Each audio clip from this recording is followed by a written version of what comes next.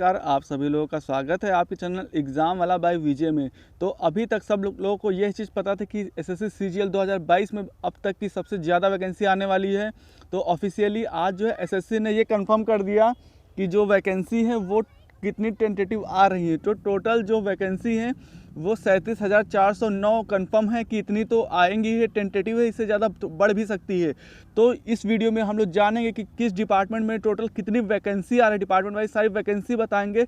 और क्योंकि अब रिज़ल्ट भी इसका आने ही वाला है 1-2 दिन में और एग्ज़ाम की डेट भी आ गई है, तो ये वीडियो बहुत ही ज़्यादा मोटिवेशनल होने वाला है। और जो लोग अभी भी थोड़ा बहुत लापरवाही कर रहे हैं तो वो भी अब सावधान हो जाए, क्योंकि अब ये लापरवाही का टाइम नहीं है। इतनी ज़्यादा वैकेंसी कभी नहीं आने वाली है।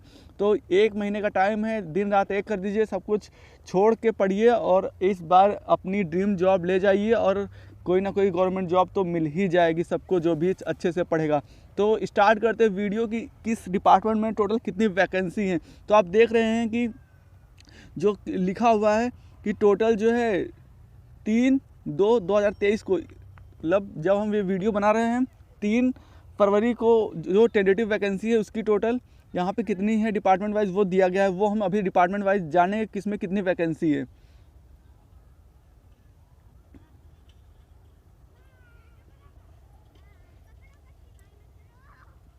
तो स्टार्ट करते हैं हम सबसे पहले Indian audit and accounts department under CAG. ये है एसएससी सीजीएल की एकमात्र जॉब जो गैजेटेड है, और इसी तरह एक Indian audit and account department होती है, दोनों कैग के अंदर वैकेंसी आती है।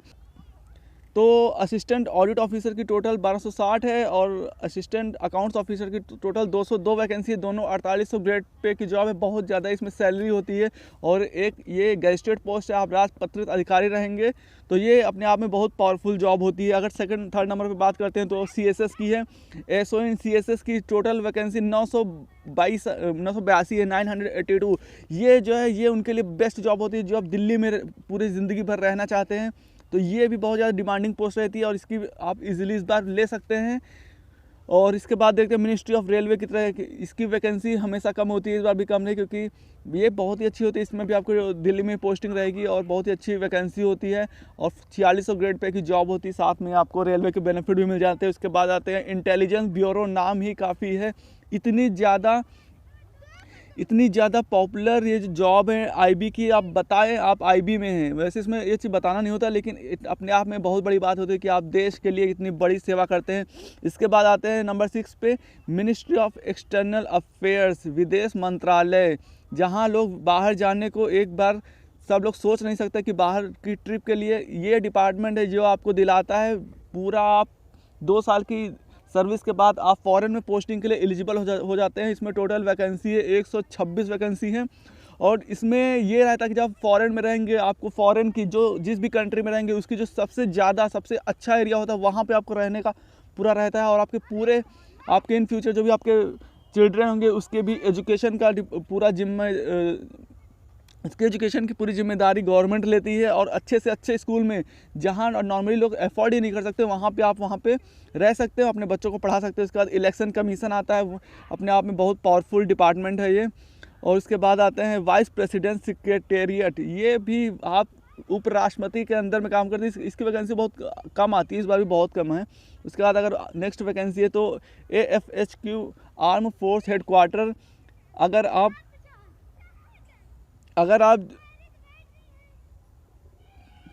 AFHQ, इसकी टोटल वैकेंसी है 178। अगर आप डेस्क जॉब करके भी ये आती है मिनिस्ट्री ऑफ डिफेंस में, रक्षा मंत्रालय, तो आपको जो भी डिफेंस की फैसिलिटीज़ होती है, कैंटीन वगैरह, ये सब आपको मिलता है। और आपको डिफेंस के लोगों में अच्छे जो आर्मी के लोग हैं उनके साथ काम करने को मिलता है। बहुत ही अच्छा डिपार्टमेंट है, इसमें भी दिल्ली में पोस्टिंग होती है। तो आप वहाँ पर रह सकते हैं और अच्छे से ज़िंदगी एंजॉय कर सकते हैं। और आर्मी पर्सनस के साथ रह के एक अलग ही फील आता है वहाँ पे।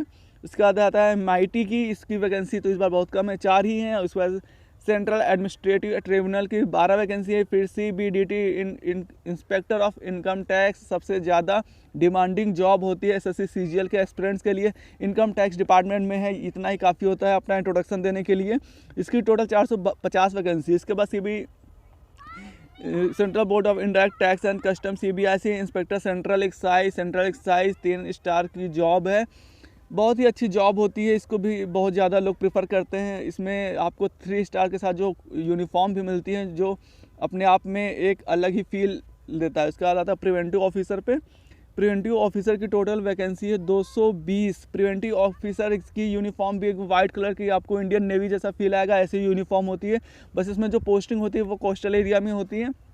तो अगर आप ऐसी जगह पे जाना पसंद करते हैं तो ये आपके लिए बहुत ही अच्छी जॉब है।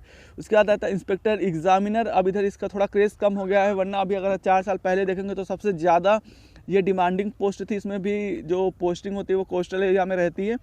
तो इस बार 614 वैकेंसी है। ये आप अगर लोकेशन के साथ थोड़ा कॉम्प्रोमाइज़ कर सकते हैं या आप कोस्टल एरिया के पास हैं तो ये आपकी one of the first preference रह सकती है। बहुत ही अच्छी जॉब है। उसके बाद आता है ईडी का तो नाम बहुत ही ज़्यादा पॉपुलर आजकल चलता है कि ईडी ने यहाँ छापा मारा, ईडी ने वहाँ छापा मारा।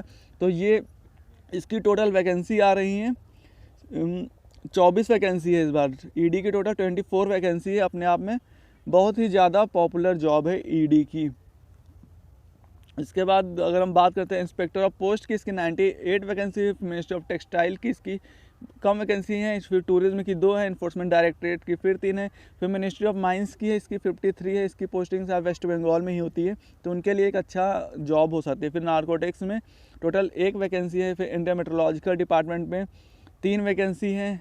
बाकी कम है, लेकिन अगर आप जो बहुत ज़्यादा पॉपुलर होते हैं जॉब, उसकी बहुत अच्छी वैकेंसी है। और अगर पिछले साल के कंपेयर में करेंगे तो पिछले साल तो 7000 वैकेंसी है, तो आप देखेंगे ना इस बार कितनी ज़्यादा वैकेंसी हैं। तो लापरवाही मत करिए। इसी तरह जो सेंट्रल पासपोर्ट में 23 है, फॉरेंसिक में 3 वैकेंसी है। तो आप देख रहे हैं ना कि इस बार वैकेंसी काफ़ी अच्छी है, काफ़ी ज़्यादा अच्छी है।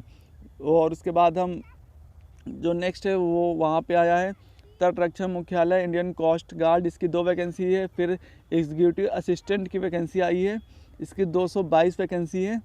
इसमें अगर आप इसकी PDF देखेंगे तो उसमें आप ग्रेड पे वगैरह सब उसमें लिखा रहेगा, लेकिन हम यहाँ पे अभी ग्रेड पे की बात नहीं करेंगे, अभी हम सिर्फ वैकेंसी की बात करेंगे। फिर डिविजनल अकाउंटेंट, ये 4200 ग्रेड पे की जॉब है, लेकिन बहुत ही ज़्यादा डिमांडेड है। डिमांडेड क्यों है इसके बारे में आप यूट्यूब पे सर्च करेंगे तो पता चल जाएगा कि हमारे 2-3 दोस्त जो है डिविजनल अकाउंटेंट में, और स्टार्टिंग में तो 1 साल मतलब 1 साल में सिर्फ 1 ही महीने वो लोग गए होंगे ऑफिस, और इतना टाइम रहता है कि आप क्या नहीं कर सकते 1 साल में। फिर NIA इसकी 21 वैकेंसी है। फिर नारकोटिक्स कंट्रोल ब्यूरो की 176 है। इसके बाद मिनिस्ट्री ऑफ स्टेट्स प्रोग्राम की टोटल 35 से समथिंग है। फिर ऑडिटर की वैकेंसी 2295 हैं। इसकी वैकेंसी को लोग इसलिए प्रेफर करते हैं कि सपोज़ आपकी रैंक बहुत अच्छी नहीं है, तो आप ये अपने नहीं है और आप लोकेशन अपने पास चाहते हैं तो ये ऑप्ट कर सकते हैं, क्योंकि इसमें मतलब आपके आसपास वैकेंसी मिल जाएंगी। एक तो इसकी नंबर ऑफ़ वैकेंसी इतनी ज़्यादा है कि इजीली आपको मिल जाती है। फिर आप इसमें SS वगैरह देखिए, आपका उसमें ग्रेड का प्रमोशन भी अच्छा हो जाता है। उसके बाद CGD है और ऑडिटर की और वैकेंसी 4200। इसके बाद ऑफिस अंडर कंट्रोलर CAGI की है।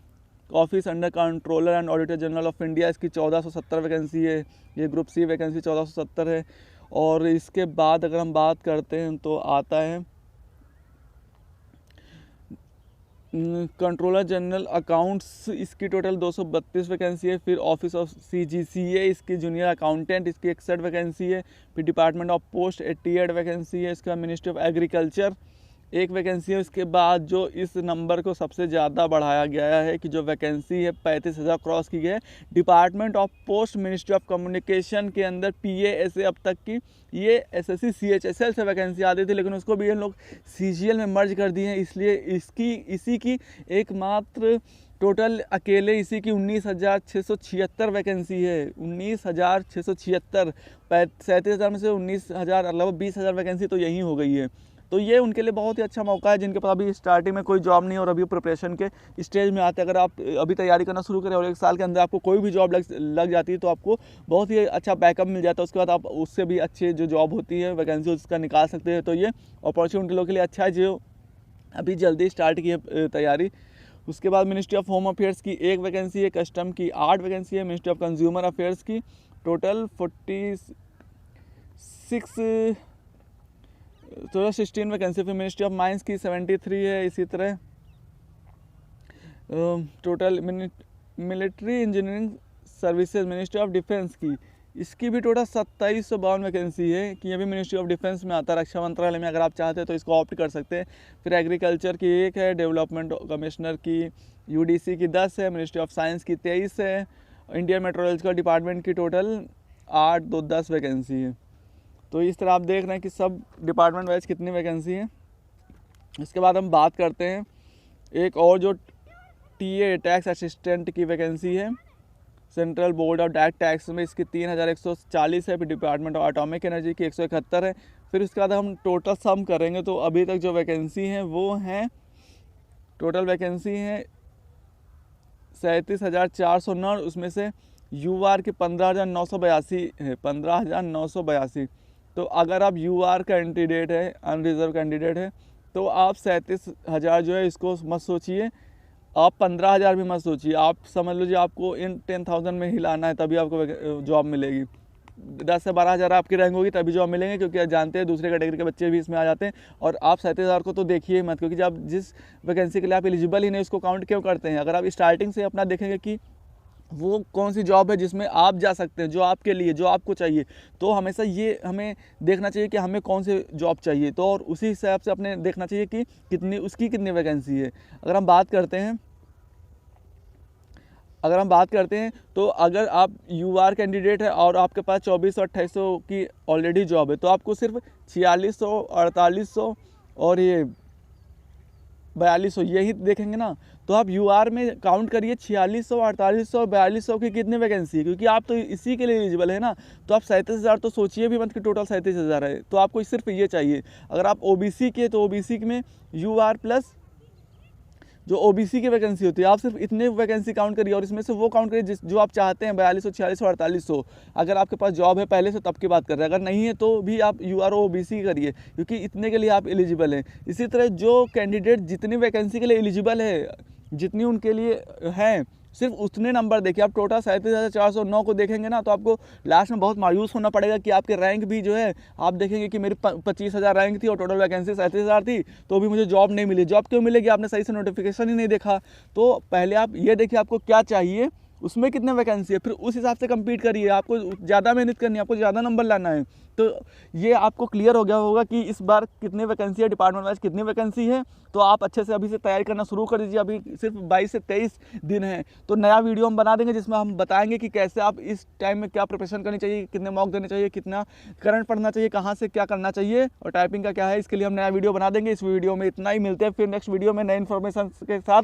तब तक के लिए थैंक यू, बाय बाय। आपने अगर चैनल सब्सक्राइब नहीं किया तो आप सब्सक्राइब कर सकते हैं। Thank you.